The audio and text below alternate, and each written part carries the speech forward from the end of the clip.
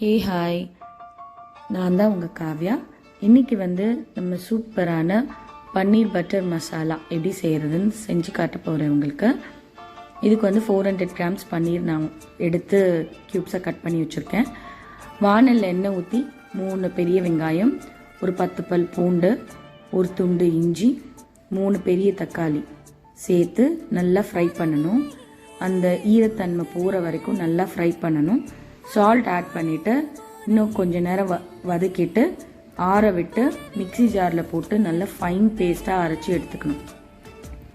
Fine பேஸ்ட்டாக அரைச்சி எடுத்த பிறகு திரும்ப இன்னொரு வானலில் கொஞ்சம் பட்டர் ஆட் பண்ணி இந்த அரைச்சி வச்சுருக்க பேஸ்ட்டை நம்ம அதில் ஆட் பண்ணி நல்லா ஒரு 2 to 3 மினிட்ஸ் நல்லா கொதிக்க விட்ட பிறகு அந்த பச்சை வாசனை போயிட்ட பிறகு நம்ம ஒரு 1/2 டீஸ்பூன் மஞ்சத்தூள், 1 ஸ்பூன் ப்ளெயின் மிளகாத்தூள், கொஞ்சம் garam masala, 1 spoon coriander powder, கொஞ்சம் சால்ட் சேர்த்து நல்லா மிக்ஸ் பண்ணி விட்டுட்டு மிக்சி ஜாரில் ரிமைனிங்காக இருந்ததில் அந்த மசாலா அது கூட தண்ணி ஆட் பண்ணி அதையும் இதோட ஆட் பண்ணிடணும். சேர்த்து கொஞ்சம் சுகர் ஃப்ளே ஒரு டேஸ்ட்டுக்காக ஆட் பண்ணிவிட்டு ஃப்ரெஷ் க்ரீம் 1 கப் ஆட் பண்ணி நல்லா மிக்ஸ் பண்ணி ஒரு 5 மினிட்ஸ் கொதிக்க விட்டுட்டு க்யூப்ஸாக கட் பண்ணி வச்சுருக்க பன்னீரை இந்த கிரேவியோடு ஆட் பண்ணி மூடி போட்டு ஒரு 2 to 3 மினிட்ஸ் நல்லா குக் பண்ணி எடுத்துட்டு நம்ம இந்த காஞ்ச வெந்தயக்கீரை கசூரி மேத்தின்னு சொல்லுவாங்க, அதே ஒரு கை ஃபுல்லாக அப்படியே ஒரு நசுக்கி அதில் போட்டுட்டு நல்லா மிக்ஸ் பண்ணி விட்டுட்டு ஒரு க்யூப்ஸ் பட்டர் ஆட் பண்ணி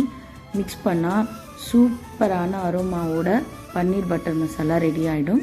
இது நம்ம சாஃப்டாக செஞ்சு வச்சுருக்க சப்பாத்தி பூரிக்கு தொட்டு சாப்பிட்டோன்னா டேஸ்டியாக இருக்கும்.